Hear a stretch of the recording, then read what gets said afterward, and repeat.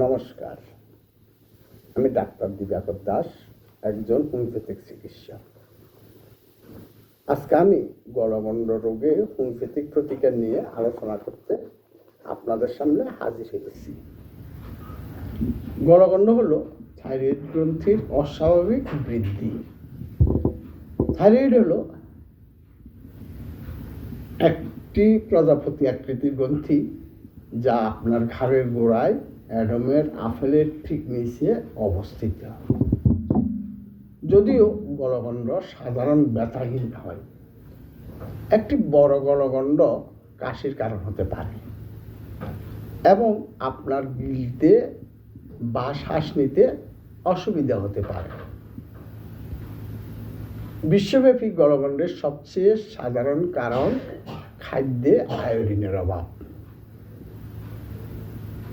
আয়োডিনযুক্ত লবণের সাধারণ ব্যবহারের কারণে থাইরয়েড হরমোনের অতিরিক্ত বা কম উৎপাদনের কারণে বা গ্রন্থিতেই নোডুল তৈরি হওয়ার কারণে গলগণ্ড বেশি হয়।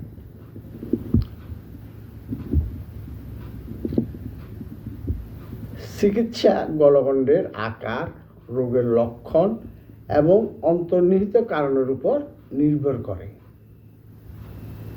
ছোট গলগণ্ড, যা লক্ষণীয় নয় এবং সমস্যা সৃষ্টি করে না, সাধারণত চিকিৎসার প্রয়োজন হয় না।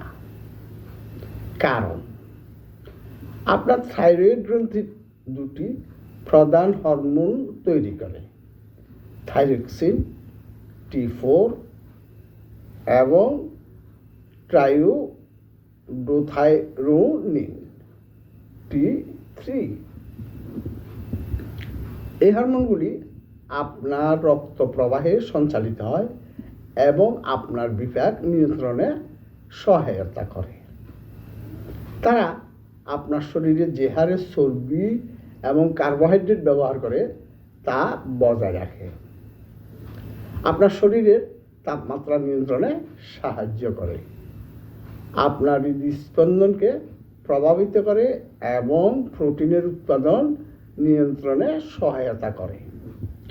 আপনার থাইরয়েড গ্রন্থিও ক্যালসিটোনিন তৈরি করে, একটি হরমোন যা আপনার রক্তে ক্যালসিয়ামের পরিমাণ নিয়ন্ত্রণ করতে সাহায্য করে।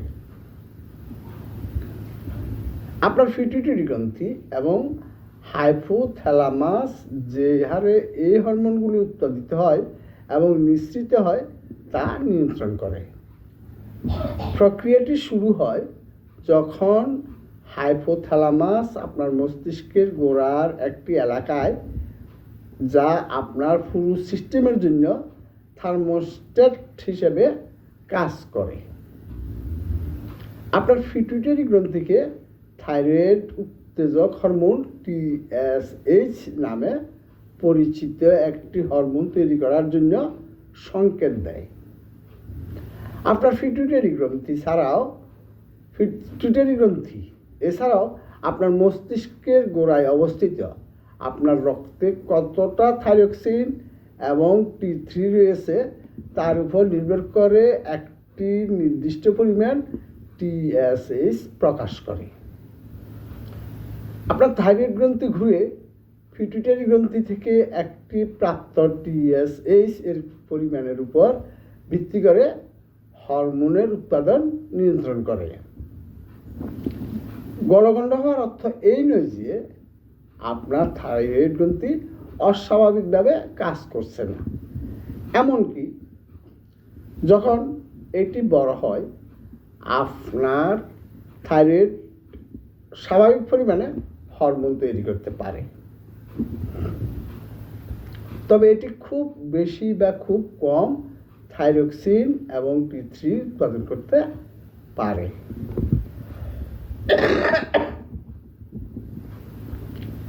অনেকগুলি কারণে আপনার থাইরয়েড গ্রন্থি বড় হতে পারে।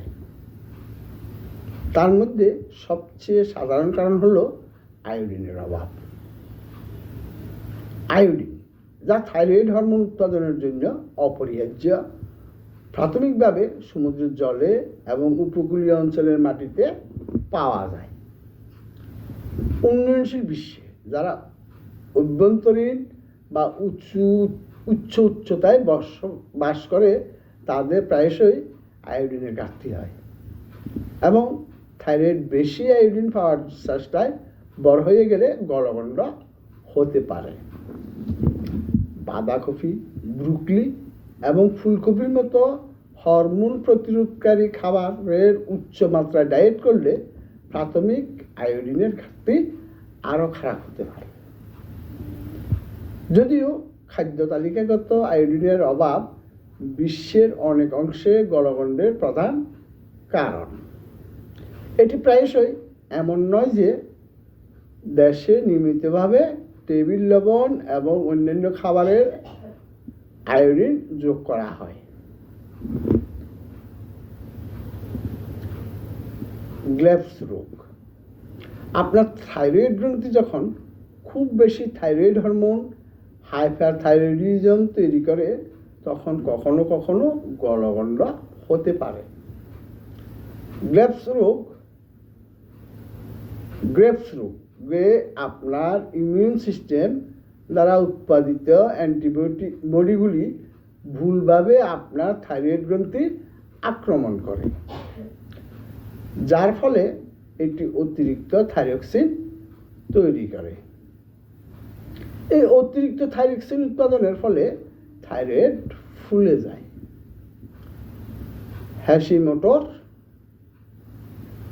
রোগ। গলগণ্ড একটি কম থাইরয়েড হাইপোথাইরয়েডিজম থেকেও হতে পারে। গ্রেভস রোগের মতো হ্যাশিমোটো রোগ একটি অটোইমিউন ডিসঅর্ডার, কিন্তু আপনার থাইরয়েড অত্যধিক হরমোন তৈরি করার পরিবর্তে হ্যাশিমোটো আপনার থাইরয়েডের ক্ষতি করে, যা এটি খুব কম উৎপাদন করে। কম হরমোনের মাত্রা অনুধাবন করে। আপনার পিটুইটারি গ্রন্থি থাইরয়েডকে উদ্দীপিত করতে আরও টিএসএইচ উৎপাদন করে, যার ফলে গ্রন্থিটি বড় হয়। মাল্টিনোডুলার গলগণ্ড। এই অবস্থায় আপনার থাইরয়েডের উভয় পাশে নোডুলস নামক বেশ কিছু কঠিন বা তরল ভরা পিণ্ড তৈরি হয়, যার ফলে গ্রন্থির সামগ্রিক বৃদ্ধি ঘটে। একাকী থাইরয়েড নোডুলস। এক্ষেত্রে আপনার থাইরয়েড গ্রন্থি একটি অংশে একক নোডিউল বিকশিত হয়, যার বেশিরভাগ নোডিউল অক্যান্সার এবং ক্যান্সারের দিকে পরিচালিত করে না। Thyroid cancer. থাইরয়েড ক্যান্সার সৌম্য থাইরয়েড নোডুলসের তুলনায় অনেক কম সাধারণ। থাইরয়েডের ক্যান্সার প্রায়শই থাইরয়েডের এক পাশে একটি বৃদ্ধি হিসাবে প্রদর্শিত হয়। গর্ভাবস্থায় উৎপাদিত একটি hormone human chorionic gonadotrophin HCG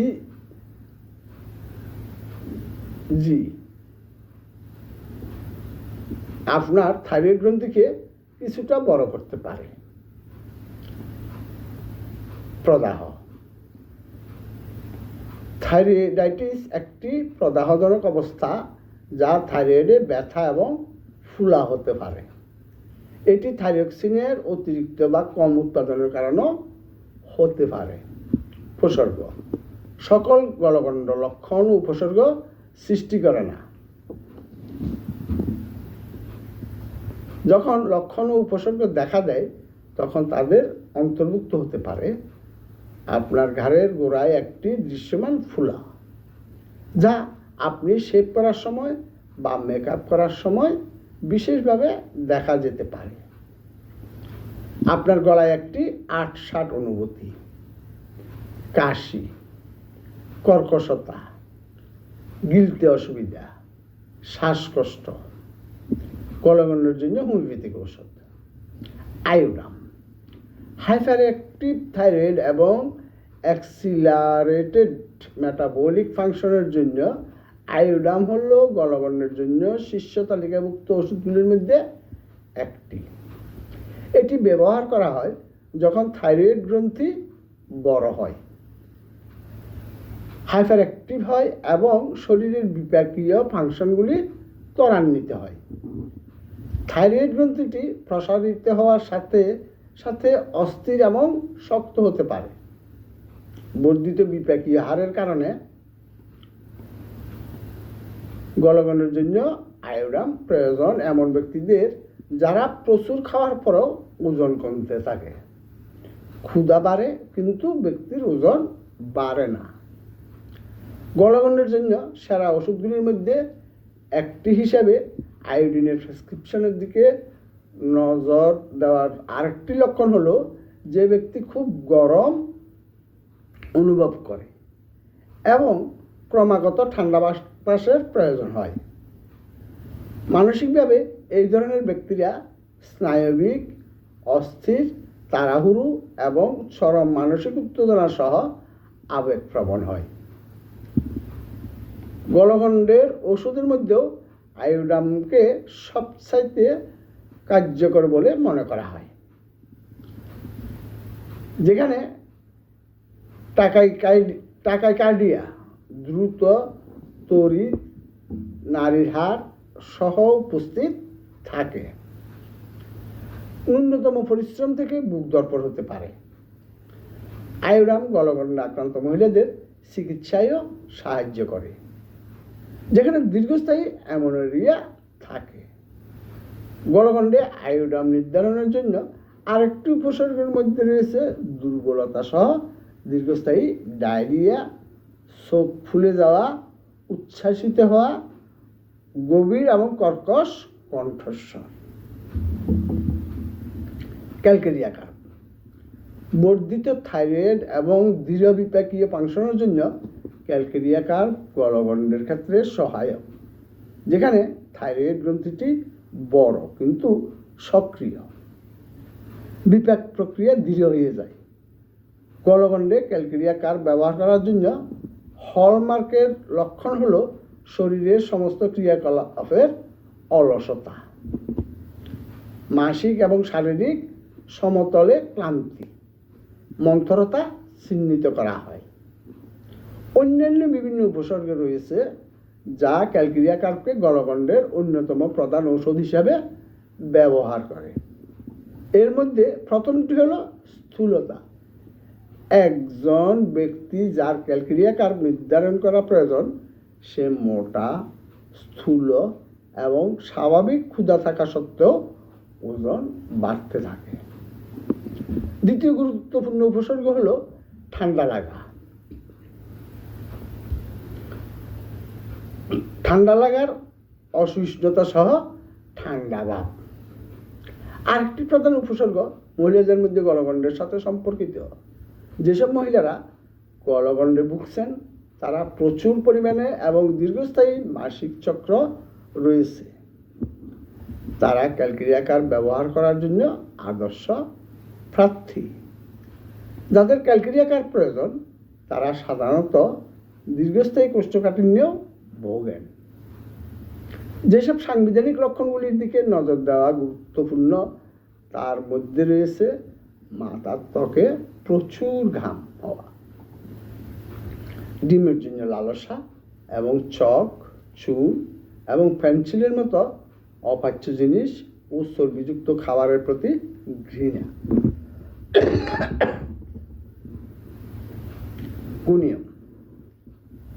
কুনিয়ম হলো গলগণ্ড রোগীদের জন্য একটি অত্যন্ত চমৎকার কার্যকরী প্রতিকার, যারা খুব বিষণ্ণ এবং কাজে কোনো আগ্রহ নেয় না। রোগী সহজেই বিরক্ত হয়ে যায় এবং স্মৃতিশক্তির দুর্বলতায় ভোগে। এই ওষুধটি সেই রোগীদের জন্য ভালো কাজ করে যাদের হাত কাঁপতে থাকে এবং হাতে গাম হয়।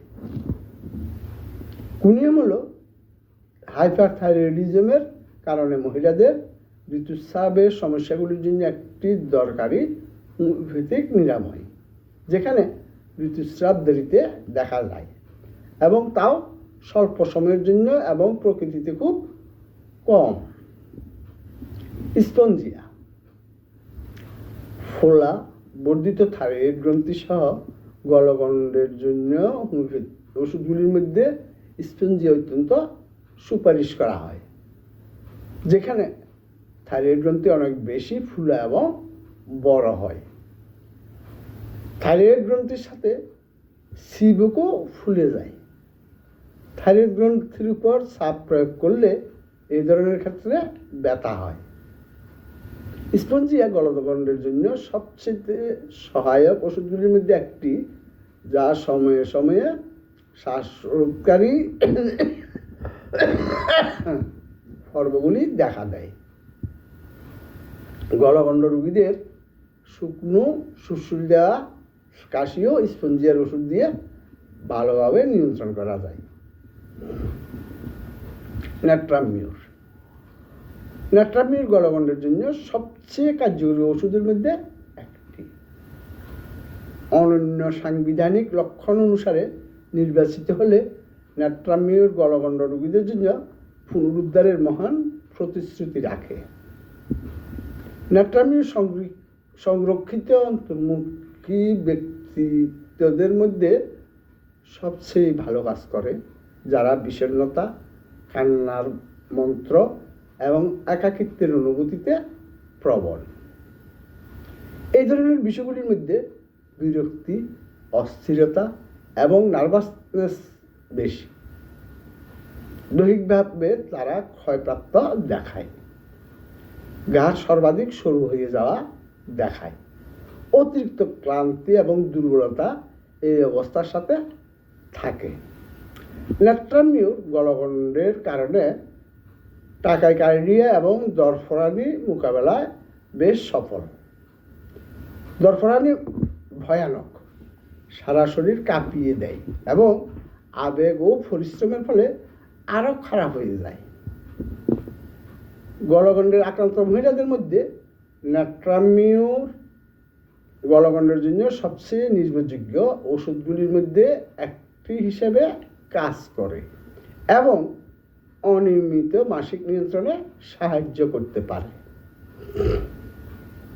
এটি অবশ্যই উল্লেখ করা উচিত যে বেশিরভাগ লোকের নির্দেশিত ন্যাট্রামিউর তাপের অসহিষ্ণুতা চিহ্নিত করে এবং সূর্যের তাপ সহ্য করতে সমস্যা হয়। গলগণ্ডের চিকিৎসায় জন্য ন্যাট্রামিউর প্রয়োজন এমন ব্যক্তিদের দ্বারাও লবণের অতিরিক্ত তৃষ্ণা অনুভব হতে পারে। লেকেসিস, লেকেসিস প্রাথমিক পর্যায়ে চিন্তা করা উচিত। এটি প্রধানত বাম দিকে প্রভাবিত করে। লেকেসিস এমন রোগীদের জন্য দারুণ সাহায্য করে যারা শরীর প্রচণ্ড গরম অনুভূত হওয়ার অনুভূতিতে ভোগেন। এই ধরনের রোগীরা আটসাট পোশাক করতে পারে না এবং সর্বদা তাদের গলায়, কলার এবং কোমরের চারপাশের বেল্ট ঢিলে করে রাখে। সাধারণত যে মানসিক উপসর্গগুলি বিবেচনা করা হয় তা হল বিষণ্ণতা সহ যে কোনো ধরনের কাজ করা, ব্যক্তিটি কারো সাথে মিশতে চায় না এবং একা কোথাও যেতে চায় না,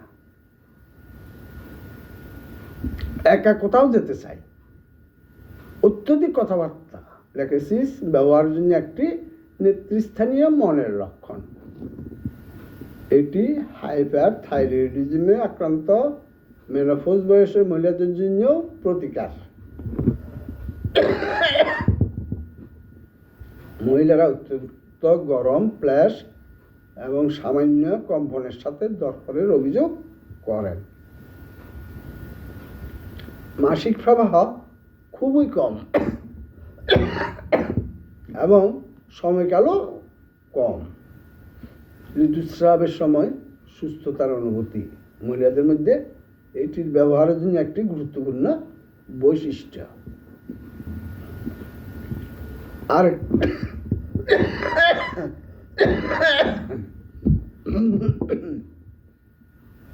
আরেকটি প্রধান বৈশিষ্ট্য হলো হৃৎপিণ্ডে দরপরানি বা অজ্ঞান হওয়ার পূর্বের সাথে দরপরানির অভিযোগ।